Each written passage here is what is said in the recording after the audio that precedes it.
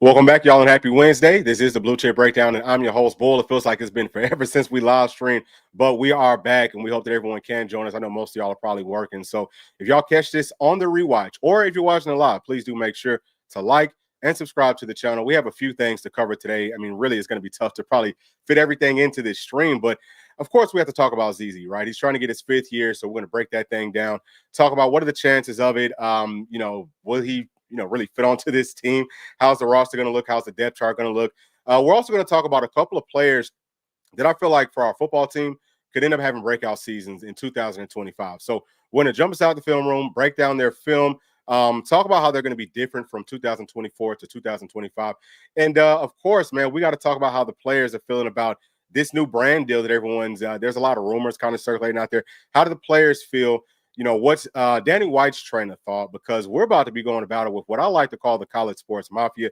So we'll break down the Senate bill that Tennessee got passed here very recently in the state of Tennessee and all that good stuff. But again, as always, y'all, please do make sure to like and subscribe to the channel. And I want to start off right here with Zakai Zeigler, man, trying to get his 5th year with our Tennessee Volunteers. Now, obviously, everybody loves ZZ. I'm going to say it, first and foremost, I would love to have him back. I don't care. We go out and get JG from Maryland, who I think he's really good, but we got him to be our starting point guard. But, if ZZ does get his 5th year, he's coming back to be our starter. Make no question about that. But he can do it all. Everyone knows that. I think he will be a great add to this team. But is it realistic? Is it feasible? What I've read is that, he filed his lawsuit in the 12th. Is it the 12th Eastern District of Tennessee courts? It's something like that. So it's an East Tennessee court or judge that we're going to be going up against. And that doesn't always mean that they're going to side with Tennessee. Like we've seen some other Tennessee players that have had some court cases that didn't go in Tennessee's favor in that same district. But the difference with ZZ is that his lawyers have the right angle. They're talking about antitrust. Antitrust cases are winning like almost all the time. I don't know exactly what the real breakdown of it is, but it's probably over like 90%. So I actually think that he's got a pretty good shot for this to go through. Now, the other part of it that we're going to talk about a little bit later on is that Tennessee's pissing people off. You know what I'm saying? Like Tennessee's pissing off this college sports mafia. They're pissing off the SEC and all of that. So maybe they'll try to correlate so that ZZ doesn't come back. But either way, I think that obviously that would be huge for Tennessee if he does get to come back. So I also want to take a look at Tennessee's current roster. So this doesn't have ZZ on it. Obviously talking about JG for, starting off at point guard for us. He's a guy that I think is really, really good. But like I said, ZZ's going to end up getting the start because Coach Barnes loves him. Can they both play on the court at the same time? They're both very ball dominant. They're both point guards. Would that work? I mean, I'm sure it's probably worked in the history of basketball somewhere. But I don't know. I think that JG might have to come off of the bench, which is, I mean, that sounds crazy. It might, we might have the best start lineup potentially if they could learn to kind of play together as a team, because JG can shoot. You know what I'm saying? He can shoot. He can score. He's going to play some solid defense for us. So maybe he could be our 2 guy or our 2 guard. But just talking about this roster from top to bottom, if everything stays put with the House settlement, so what we know, the only thing that the judge didn't like with the draft that they gave to her was the roster limits. So right now for college basketball, we're talking about 13 scholarships. I think it might be 12 scholarships and it's a 13 roster limit. It's something like that. But they're looking to get that up to 15 scholarships and a 15 limit on it. So if things stay the way that they, have been, with the new wording, because of course the judge wants them to try to like grandfather in some of the walk-on players and things like that. If they, kind of keep it as is for now for like the next couple of years, which obviously ZZ can only come back probably for one more year, if he even gets that one more year, we would still have room for him because technically we would have 2 more spots left on this roster if we're going up to 13. But if it does go to 15, what that would mean is Tennessee could, maybe go out and try to get maybe 2 more players. And there is, of course, one name that comes to mind for me that we've talked so much about on this channel, and that's Jordan Gainey. He's the guy that Tennessee really needs. We don't really need ZZ. Of course, we would love to have him back. It would only make us better. But Jordan Gainey is what we really need. We need somebody to be that 2 guard. And I would say especially to start. You know what I'm saying? Like to be a starter. So I think if he comes back, he's going to end up starting. If ZZ gets his 5th year, then Jordan Gainey is going to get his 5th year too. I think that's how that should work. But we'll see. It's interesting that he hasn't filed any lawsuits or anything like that. But I think that's probably wise because he feels like if ZZ gets it, then he should be able to get it too. But man, if we could add both of these guys to this roster, you're talking about guys that understand Tennessee's system. They're going to be veteran leaders from that standpoint. But we're going to have a lot of veteran talent. It's not just about our front court now, because early on in this process, after the season ended, we're going out adding players. We already knew that we had some really good guys. Like you could talk about guys like JP, who didn't really get to play last season. Would have been a really, really good either center or four. Sounds like his shot was getting better, but he's going to be back. And then, we go out and add, some more help there. But I think that we're good with our front court. We've been good with it. The backcourt started to get so much better now, adding all these guards, these wing players. We got guys that could be guards, that could handle the rock, that could play down low. We're just really, really versatile. But adding these two guys that we had last season, I think puts us in the conversation of, man, we pretty much got to be the favorite, I would think, to win the whole doggone thing. We got a one-and-done guy coming in as a true freshman, 6'9", 6'10", do-it-all guy. I love the way that this team is trending, even without adding those players. But adding them would be crazy. Like I said, if we could add, or if we get to the 15 roster limit, we could maybe, and especially if we can get that fifth year, can we get Iggy back to be a stretch four? I don't know. I don't know if he would start. He probably has to come off the bench. But does he want to come back? Can he come back? I don't know that. But just think about how deep and loaded this team would be. So I'm super happy with how things are kind of playing out.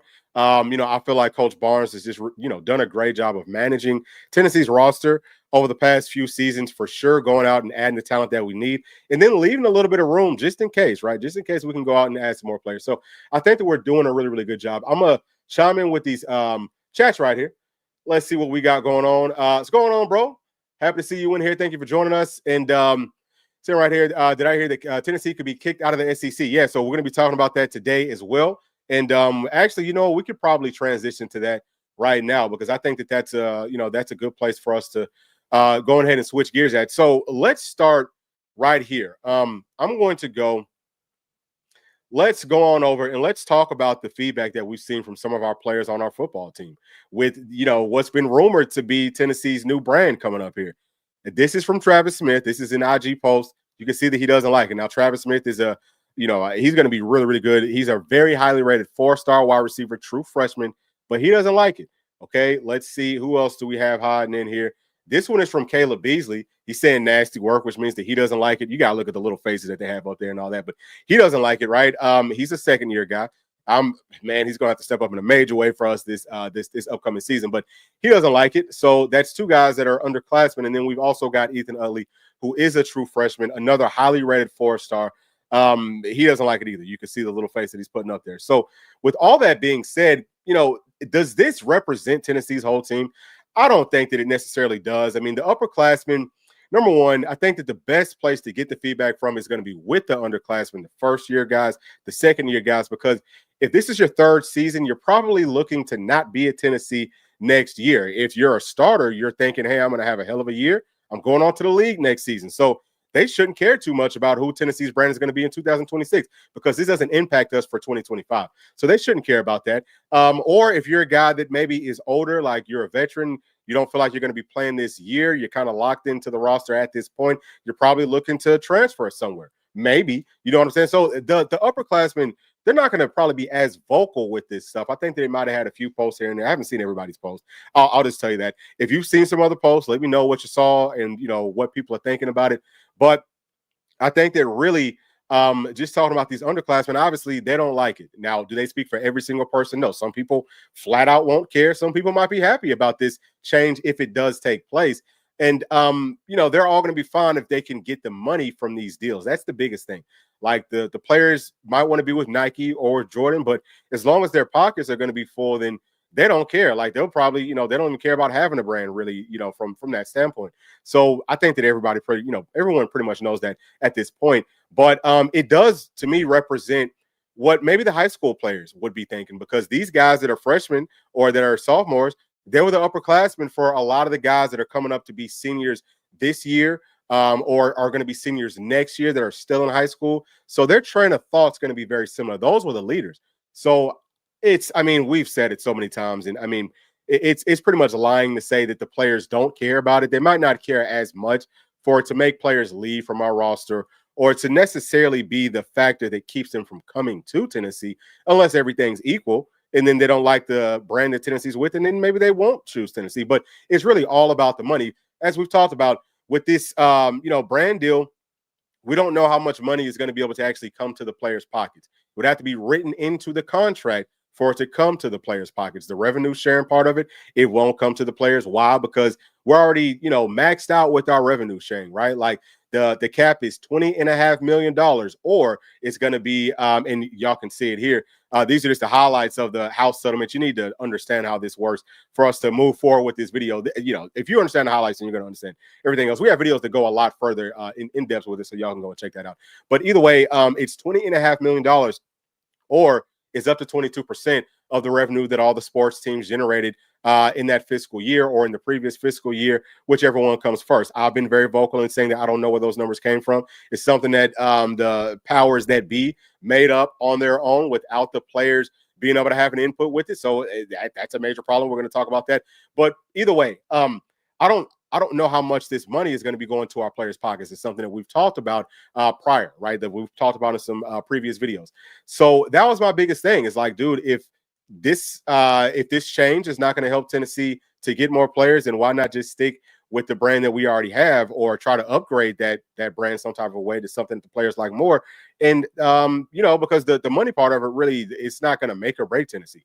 So with all that being said, with this house settlement, some of the biggest things that you need to understand about it is that the NCAA is in a point where they're no longer in power. They're not in charge of college sports moving forward. There's a totally new crew that I told y'all, I call it the college sports mafia, right? That's going to be overseeing everything. And, they lost their power. They're losing pretty much every single court case that they go to. And we're at the point where we have NIL because they were stopping players from profiting off of their name, image, and likeness. That is a federal law that you can't violate in this country. This is a capitalist system. This is an open market, and we don't do slave labor. That's pretty much what the NCAA was doing for a long time. So you can see that $2.8 billion has to be paid retroactively back to 2016, and that's not where it stops at, because college sports has been $1 billion industry, I would say, for at least a couple of decades prior to 2016. So there's just more lawsuits that will come. The NCAA is going to lose. They're about to go bankrupt sooner rather than later. And again, the biggest takeaway is that it's all based off of violating the antitrust laws. So we already talked about how the revenue sharing part of it works. We kind of talked about how the roster limit part of it works in the previous segment. That's the only thing that the judge doesn't like. And then we had this NIL clearinghouse, which is a really, really big deal. It's now, we understand now that it's going to be called NIL Go. So the college sports mafia, they came together and went out and hired a third-party company to basically look at all these NIL contracts and say this is either within our market value, which again, those are numbers that they're making up, is either within our market value or it's over it. If it's over it, then you're not going to be eligible. If you're not eligible to play, I mean, obviously that's another violation of the antitrust laws. You cannot limit in any way, shape, form, or fashion what a person can make off of their name, image, and likeness. So you can already understand why this is such a big deal. And just to give maybe a little bit further insight to what it's going to look like with this new NIL Go or NIL clearinghouses, they were looking at a lot of the NIL deals from last season, and they were saying that basically the deals that were over $10,000, it was like 1% or less than 1% of the deals that were over $10,000 and that were like in the six-figure range would have been those players would have been eligible with how they're going to be looking at things. So they're trying to limit it under $10,000. Now, most players in college sports, their NIL deals are probably going to be close to $10,000 or under that. It's a small handful, y'all, that's six figures, seven figures. We talk about it so much, but it's just a very small handful. So understand that what they're doing, it's going to be a major issue because someone is going to go to the courts and they're going to sue. So that brings us to this Senate bill number 356, or I'm sorry, number 536. That Tennessee recently passed, that the state of Tennessee recently passed. Everyone's been talking about it. These are some of the highlights to it. I'm not going to go through every single thing, but just in layman's terms, what this means is we're not going to let the universities in the state of Tennessee break the federal laws, number one, and then our state laws, number two. So obviously, this is something that was pushed, from the University of Tennessee with Danny White, who I think is a total G. I mean, really, if there's anybody who should be over all of college sports, it really should be Danny White. He's a forward-thinking person, and I think he's doing a great job. But anyway, it was him, and then we've got some government people in the state of Tennessee that, of course, are going to know what the laws are, the federal laws and the state laws. They're paid to understand this stuff. So they looked over some of the stuff that this new college sports mafia is, the draft that they sent out to all the schools in the Power Four conferences, and they're like, this is not legal. So we're going to draw something up that's going to keep us from getting in trouble if we don't go by these rules that they're just making up, because we're going to go by the laws of the land. That's just common sense. So what I've also read, y'all, is that half of the states have already either implemented similar laws that are going to, keep them from having to go by the rules of this new college sports mafia, or they're in the process of getting it done. So Tennessee's not on a ledge by ourselves. And hopefully I did read that right, but we're not the only state that's implementing things like this. So people have talked about, and we're going to go into this next part here, so that we can get to this. So this is what the, this is what the college sports mafia looks like, right? So I think that it's the same deal that Nick Saban was a part of. They said that he was co-chair with the Big Time Booster. If it is the same thing, which to my understanding, it actually is, he's probably still going to be part of it, but he's not going to be the person that's overseeing it.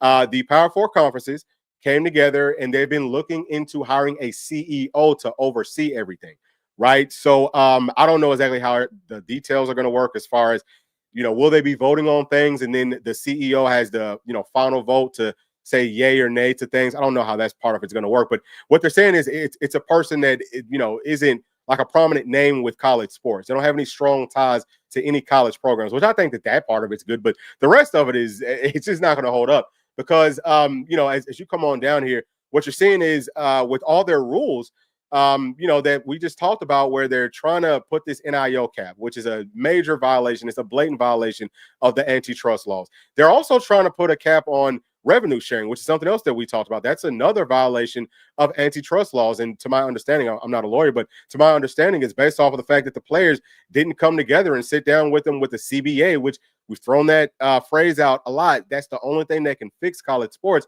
There's no CBA, so you can't just, as the owners of this thing, as the more powerful entities of this whole deal, come together and say, hey, well, these are the terms, these are the caps, these are the limits. You can't do that. That's violating all those federal laws that the NCAA is going bankrupt because they were violating it. So they sent out this little draft of how they want the rules to look, and they are basically saying that if the schools don't sign off on it, then you can't be a part of Power Four football. So that would mean for Tennessee and for Vanderbilt, you can't be a part of the SEC. Now, again, that's a huge violation. That's not going to stand up in court. What they're trying to do is, they're trying to go to the government and get some type of like antitrust passes, which, as I've said before, I don't think that that's going to go. I don't know what judge would put their name and sign off on this, because if they do it, it'll work for a few years. But once people start to get, out of different government spots, and then a whole new crew comes in, someone's going to challenge this and say, hey, this is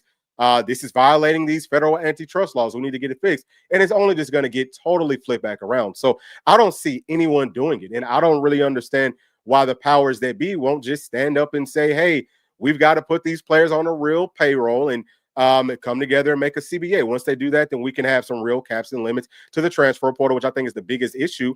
To the revenue sharing, have a real salary cap for that. I don't know if you could do it for NIL, but at least you've got some structure where you know what your team is going to look like moving forward, where the contracts that these players sign to get their money is actually binding to these institutions. So that's what needs to happen. I've been vocal about that for such a long time. But what this whole deal means, y'all, is that what Tennessee's doing, what several other states are also doing with these bills that are being passed or that will be passed, I think everyone's going to end up doing it, is it's going to force us into what we just talked about, where we can have some CBAs.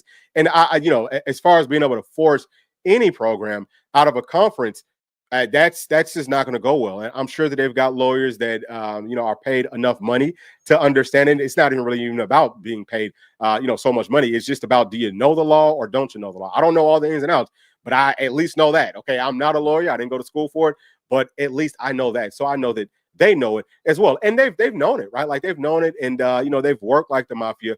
Like I said with Saban, in that whole video, I was like, dude, he talks about how much he's for the players, how much he wants them to get a education and all that. But whenever push comes to shove, what they're trying to do here is say, hey, we can rob these players, but they can't prosecute us for it. They can't press charges on us for it. That's what gangsters do. You know what I'm saying? Like, you cannot get away with that type of stuff. And I think that they really need to be careful, because maybe some criminal charges could be brought up if they really go through with this. I think that it's that serious. So the thought, and I think that was a really good point that was brought up earlier. And we're all kind of wondering it, but I feel like, that there's just no way that they would be able to kick anybody out of a league, based off of, hey, either y'all can sign on to this deal to say that you will break the laws of the land, the federal laws and the state laws, just to be part of our made up rules, or you're going to be kicked out. Like, that's not going to hold up. There's a lot of other things that I'm sure say that it won't hold up. So what does that have to do with our brand deal change? As we talked about, my biggest concern was, will it help us to get more players? Can the players profit off of this? And with how things are set up, with our bill that we've gotten passed, with everything that's about to start to that's about to start to happen with college sports, I don't think that they could tell us, hey, you can't use this money for your revenue sharing, or you can't use this money for NIL. I think that all that stuff is about to be totally gone away. So it's really about to be like, we thought that it was the Wild Wild West for the past few years. It's really about to be that, until they wise up and put the players on some real payroll types of contracts. So that's what I feel about it. And Danny White being one of the forward thinkers in this situation, man, like, you have to be really, really proud of it. So I don't, at this point, if that is indeed true, I don't really care who we get for our brand deal. We need to go with the most money, because we need more money. Like we talked about with Tennessee.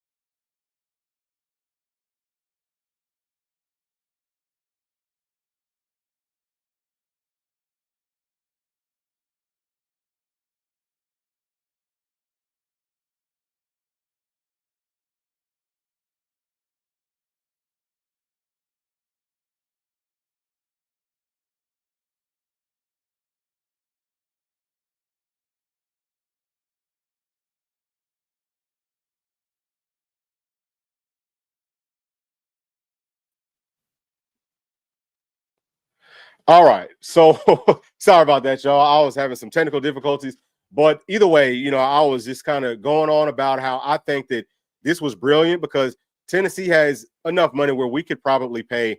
I would say we could probably go 40 million, if we need to, maybe even 50 million, just with the revenue sharing part of it. That's not to add in whatever it is with our NIL. That could be, I think it's probably like around $15 million. But yeah, I think that Tennessee is in a great spot from that standpoint. Now, how's it going to impact everything once we get into other schools doing the exact same thing? Because Tennessee didn't generate the most revenue out of other colleges as far as our sports programs go last year, but we were definitely, we were up there for sure. I think that the Buckeyes might have had the most, and that was at like maybe 270, 280, something like that. So they would still have a little bit of an edge, but it wouldn't be that much over us, right? And then there's some states that they might not even get this stuff passed. So they might just go by the, little rules that the college sports mafia tells them to go by, and they're going to lose out on a ton of players. I feel like this is going to be big for, schools like Alabama, for schools like Georgia that have got to be in a situation where, hey, it's not about how much money can we pay these players legally, because they're going to lose those battles. It's going to be more about, we've done such a good job of being able to cheat, right, and being able to break the rules, and people can't catch us, especially with Alabama. That's what they're known for. So either way, those are my thoughts with it. I'm going to get to some more of these chats. Hopefully I didn't, blank out on y'all too much. I hope that y'all could still hear me. But let me see.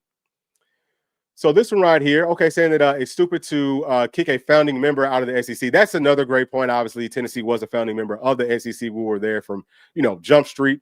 So love that. Yeah, the NCAA. Well, so that's not even coming from the NCAA, but yes, they are. That's actually coming from this totally new group, because the NCAA, once the House settlement is, once that's finalized, which is supposed to get implemented on July the 1st, even if it's so, like, we think that it's going to end up getting finalized at some point this week, but it's not going to start until July the 1st. And I think even if it doesn't get finalized this week, it's going to end up getting finalized prior to that date. But either way, they have no more power, but I definitely feel what you're saying. Let me get to this next one right here, saying that, so is this CEO for NIL only or other things like expanding college football playoff? And okay, so with that part of it, I would say that he, the new CEO is going to be for whatever the power conferences tell him to be for, him or her. And it's really still it's all about the SEC and the Big Ten have the most power. So that's who's running this show. And I know that the SEC, they're not for change at all. Like they're totally like anti-change. So I'm just gonna tell you, if Greg Sankey doesn't open up his eyes and realize that, hey man, either you're gonna get with the program or you're about to get kicked out, that's what's gonna happen. He's gonna end up getting kicked out because people don't have time for that. You know what I'm saying? Like you can't keep on holding us back. The fans don't want to see that. I know that there's a lot of fans that don't want to see the players getting paid, but for the most part, the fans will end up getting used to that. What they really don't like is that they don't know who's going to be on their teams, right? Like they don't like the fact that, hey, this player could be part of our team for 1 month and then next month they're going somewhere else. So they're always asking for more money. That's the part that I think fans really hate. And Greg Sankey's a big part of the reason that we're stuck in the situation that we're in. So he needs to wise up or he's going to end up being gone. So I have no idea, what the actual guy is thinking. You know what I'm saying? I don't know what the CEO is thinking by any means. So with all that being said, let's go on ahead and move forward and see if we can. Let me see.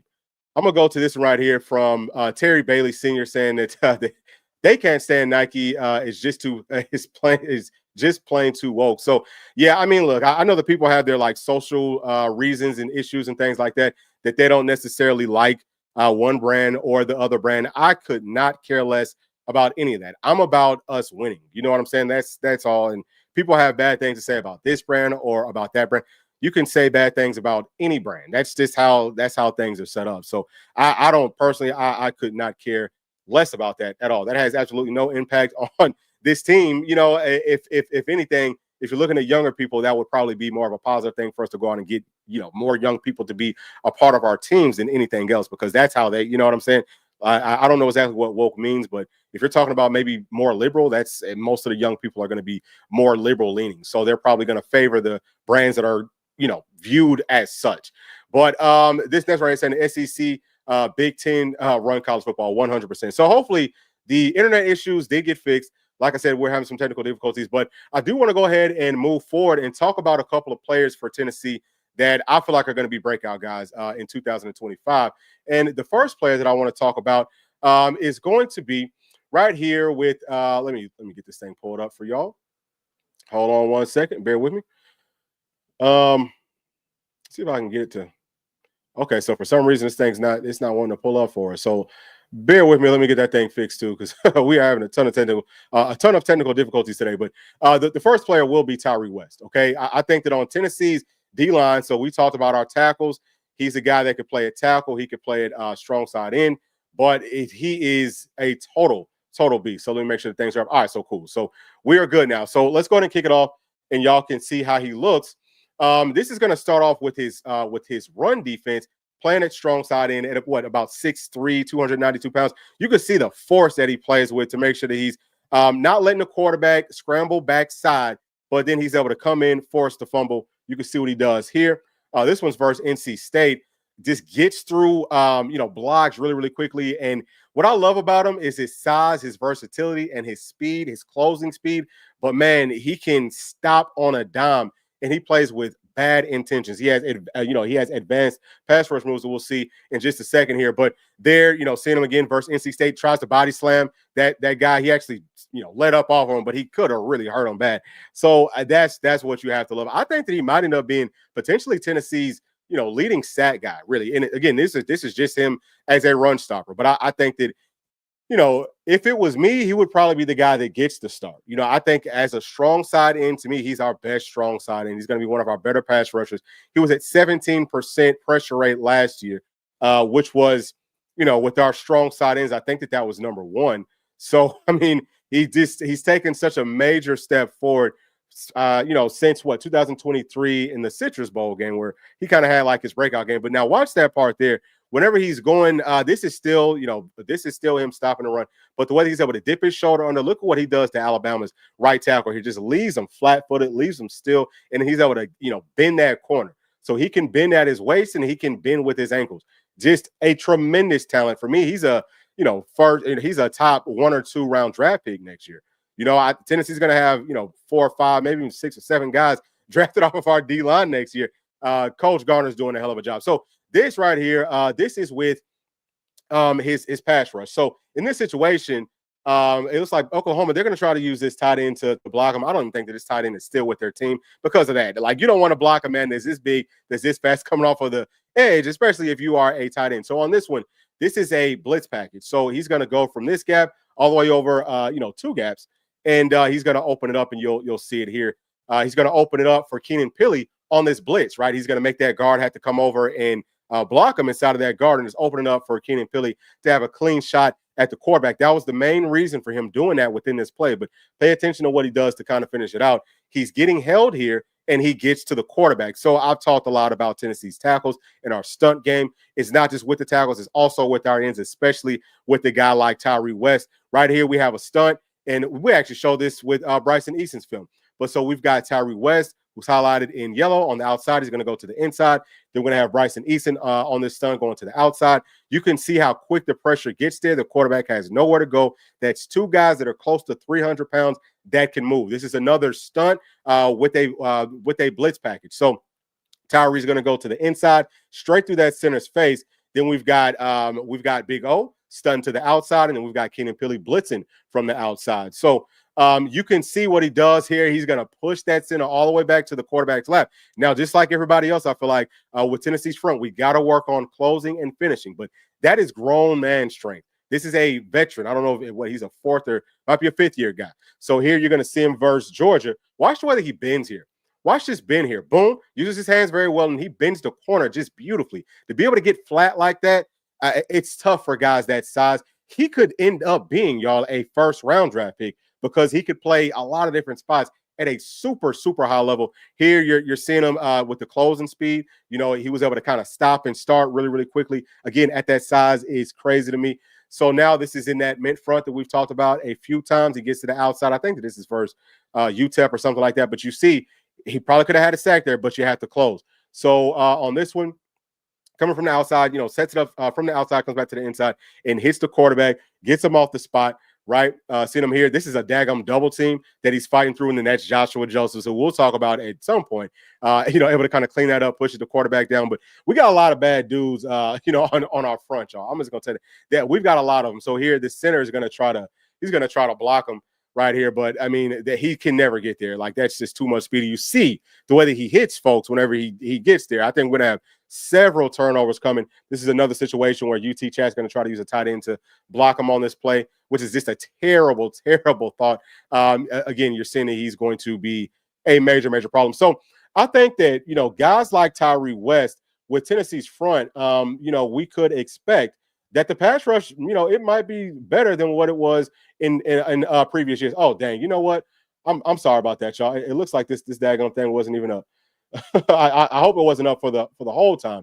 I'm not sure what's going on. We're having a lot of technical difficulties. So what I'll do is try to bring this thing right back up and see if we can just kind of like gloss over what we just talked about. But let me see.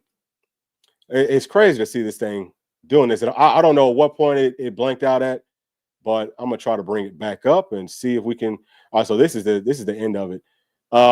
So I'm gonna bring it all the way back to the start and let this thing run through. All right. So let me make sure that it is working. And if y'all see that if y'all see that something is not working, let me know. Let me know for sure. So either way, that's pretty much it for Tyreke West. I gave my thoughts on it. We'll just kind of go through so that y'all can see what I was talking about. And then we're gonna move on to the next player, who's a wide receiver. And it's going to be Chris Brazzell. And I think that Chris Brazzell is also going to have a major, major year for several reasons. We already know that in Tennessee's offensive system, the second-year players tend to have a lot more success. And I don't think he's going to be any different. But once we kind of start to talk about his numbers and all that type of stuff, hopefully things will start to make sense. So Tyreke West, I think that he was credited with maybe 2 sacks last season. It was 2 or it was 3. It might have been 2.5.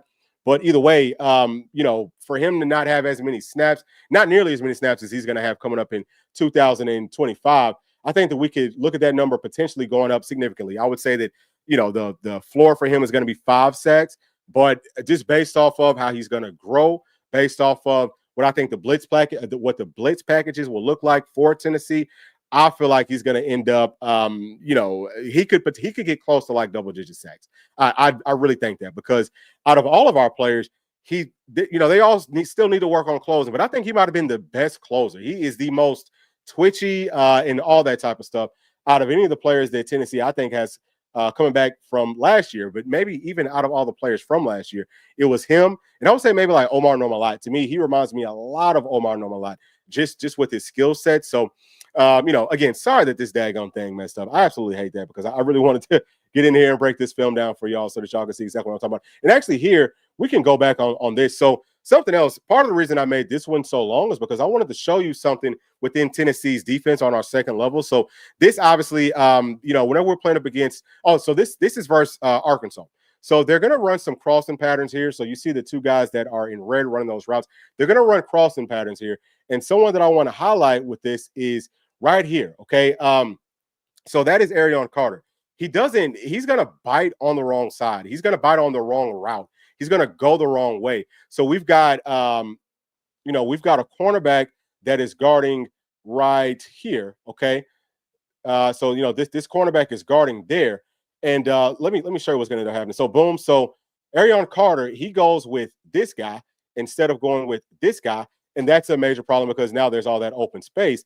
But, that's why it's so important. And I think that moving forward next season, that we're going to have, I think that all of our linebackers are going to be significantly better just with understanding what to do. But this is also why you need to have really, really good safety play, because this is Will Brooks, and he has to come in and clean this daggum thing up. So that's why, at least that's part of the reason that safety play is critical. So I wanted to make sure that I talked about that as well. And then you see that Brooks actually knocks that football out. So here, this is the stunt that I was talking about with Tyreke West and with Bryson Easton. You can see how the pressure looks. Again, I don't know if y'all could see that on the previous time that I said it, but we have to do it again. I just want to make sure. This is the stunt where Tyreke West is going from the outside to the inside, and then we've got Big O going from the inside to the outside. Then we've got the blitz coming with it. But again, I think that the blitz packages, I think that the stunt packages are just going to be absolutely tremendous for this team. So I think that that's probably good. You know what I'm saying? I think that that's good as far as a recap off of what we were talking about and looking at. Let me try to get to some of these. Let me try to get to some of these chats and catch up. So did we get to this one? Okay, so this right here saying that the biggest problem on or in college football right now is the SEC, Big Ten running college football, expanding and trying to kill the ACC. I'll be totally honest with y'all. I don't even care if the ACC goes away. I don't like. I think that what they should do is just have the best 30 or 40 or maybe 50 teams play inside of one super league. I think that it might have to go to that for us to get to being able to actually put the players on a payroll. But that's just how I feel. But I definitely feel what your point is. Running college football. Timmy G, what's going on, Tim? Always good to see you. Always good to hear from you. Hope everything's going well with you. And this right here is from my dog, Eric B. Okay, thank you for that. Yeah, sending our film that the film was not your film. Your showing bull isn't showing for us subscribers. Yeah, so sorry about that, man. All right, so we don't see the video. Okay, cool. I'm glad that y'all did tell me. All right, nothing on the screen. Yeah, cool. All right, so now it's up. All right, perfect. All right, sorry about that, y'all. So hopefully it's going to end up working moving forward. So what I'm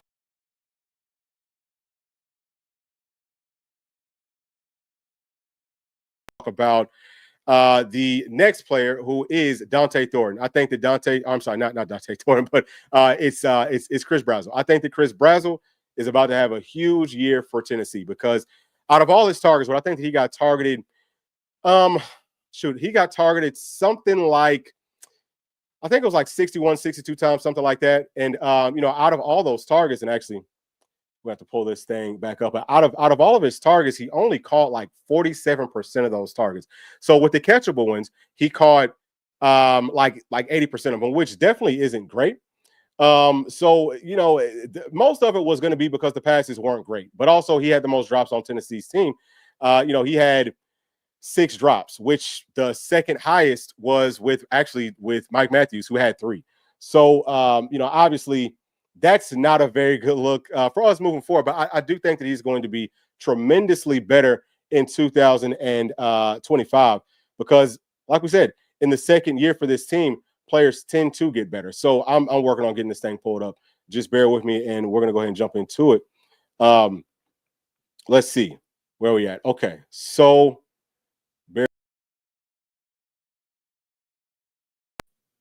all right, boom, and let's move it on over. Okay, so I think right here. Okay. All right, cool. All right, so everything's up. Okay, so this is Chris Brazzell, right? So this is his first play. These are just, showing you some of the catches that he had last season. And we're not going to break this thing down too much, but I do want for you to understand that he's 6'5", over 200 pounds. He has a really wide catch radius, long arms. He's fast. He was the second fastest wide receiver on Tennessee's team last season, right there behind Dante Thornton. So he can definitely go. We saw what he did at his previous institution, and we were wondering, could he replicate that in the SEC? Now, I think that he might have had the second most targets out of all of our players. So he was a starter. He started over Dante last year. But you can see that with Tennessee's route tree that they would like to run, there's a lot of vertical stuff. There's digs. I think that he runs a good route. He's going to make tough catches for the most part. Like I said, he's got to work on that, on being – he's got to make them more often than what he did last season. But you see how tough that daggum catch was, and some of these passes are freaking crazy too. So this is on an over route. We're going to see a lot more of this in Tennessee system coming up this season, and you see how wide open he can get. The pass was a little bit high, but I think moving forward, he's going to be able to make these catches and stay on his feet and make some things happen after the catch. Now, as we will also look at his 6 drops, and something that y'all will notice is that if he didn't miss, or, if he at least would have caught those passes, and let me make sure that this is still working, but he would have had, about 150 more yards, and I think, 2, maybe 3 more touchdowns. So here you can see on this slot fade, this is one of the, this is the only time that he actually lined up in the slot last year, and the pass was actually thrown to him. So I think that he could play inside or outside, but you see how that was a very well thrown ball, but he can beat you with just his skill set, with his size. He's a mismatch nightmare from the inside or from the outside. And because he's Tennessee's only vet, he's got to step up in a major way, but also because he's, the biggest guy inside of that room. So the jump ball stuff, which is something I wish we would have seen a lot more of from Tennessee last season, going to guys that are really tall and really long. I feel like we'll see more of that coming up this year, because whether it's Joey, whether it's Merck, or whether it's GMAC, all those guys, I feel like they've shown that they will throw the ball up for grabs and give our guys the 50-50 opportunities to make these plays. This is an out here, and I think that this is a hell of a route. Look at this. So that's a speed out. People will talk about, well, he rounded it off, but speed outs, you're actually asked to round it off because you want to get there quicker. So here, this is just a hook. You can see what he does. So these are just, I think these are all the plays that he got first downs on last season. But you understand, of course, we all watched him play. I love his game. I think that he could be a guy that, again, can stretch the field vertically, but also on a third and got to have it, or what is looking for a first down period. I feel like he's a guy that could do that for us in a major, major way. So with all that being said, I want to pull up and I want to see if we can find his drops here. We're going to have to pull this thing back up. But, with his drops, he just has to work on. He just got to focus on catching the daggone football. That's the main thing that I could say is he's going to have to be a lot more. He's going to have to focus on that. If he focuses on that, I can promise you that he's going to be just an absolute nightmare in the SEC. I'm expecting for him to pretty much be Tennessee's go-to guy. Him, obviously Matthews, and I think Staley's going to have a really big year too. But watching these drops, like you can see here, most of these passes are spot on. They're spot on passes. And this is something that we talked about with Dante Thornton. It feels like in his in 2024, in 2023, right? Pretty much same thing. But for him, it was more of, I think he didn't like playing inside of the slot. And, Brazzell's been playing outside pretty much this whole time. But for whatever reason, RNC, that should have been 6. That's a perfectly thrown ball that he just dropped. But for whatever reason, man, did the wide receivers take a big step forward in 2000, or, in the second year in Tennessee system. So I don't think that he's going to be any different. And I feel like if he does take that step forward, that's going to be big for us, man, because we don't have as much depth inside of that room as we've had in some of the previous years. But he's one that I'm definitely looking forward to. I would say he should be one of the top 5 guys in the SEC in 2025, as long as they don't kick us out of the league, which it does sound like, they're going to try to do it. But like I said, I don't see that. I don't see that actually happening. Let me get to some more of these chats.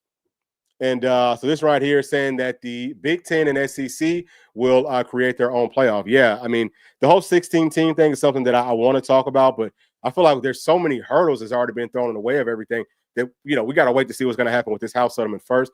And I don't even know if once it gets finalized, if that's going to be it. Just because, the judge is looking at it now, she's more so looking at what the people who are filing that lawsuit would want. I think it's not so much, hey, is this stuff legal, but the is it legal part is going to come up, and then it's all just going to fall apart. So right here asking, do I think that there's a chance that Tennessee flips Tristan Keys from LSU? So I've seen that some. I don't know if he's going to be coming to the 865 Live, which we'll probably have a video talking about that. At some point later on in this week. So probably, on Friday, we'll probably talk more about that. But yeah, I mean, I think that there's still a chance, especially if, like we talked about, if Tennessee has all this money that we can start to play around with, and we have more than most people, then yeah, I mean, Tennessee could end up building a daggum juggernaut team. And I think that even though the rules will end up, changing again at some point, unless we sign a CBA. So if it's like Wild Wild West for 2025 and Tennessee can kind of, like we have no rules, I think that it would be huge for us to add the players that we need and to build up a really good team so that we can win, that we can go far inside the playoffs or win a national championship, because that'll help us moving forward. Just because even if we're losing some of those players after the fact, people look at Tennessee as, hey, this is a championship team. And then, we'll be able to close more on several other players. But it does sound like Tennessee's getting, we're getting close to landing somebody that probably like a D lineman or something. Listen, Coach Garner's doing a phenomenal job with this team. We've got like 15 blue chip guys on our front with our defense this year, which is crazy. Like that's probably as high as almost anybody else. It's, I think that it's just as high as anybody else that I've looked at so far, but I've only looked at SEC teams. So yeah, I mean, we're doing a hell of a job there, but we just have to close out. So we'll see how it works out, but that's going to be it for this video today, y'all. Again, sorry that we had some technical difficulties. We did our best to try to get through it, but we will be back. Okay, y'all, please do make sure to like and subscribe to the channel, and we'll see you on the next one. Thanks. Peace.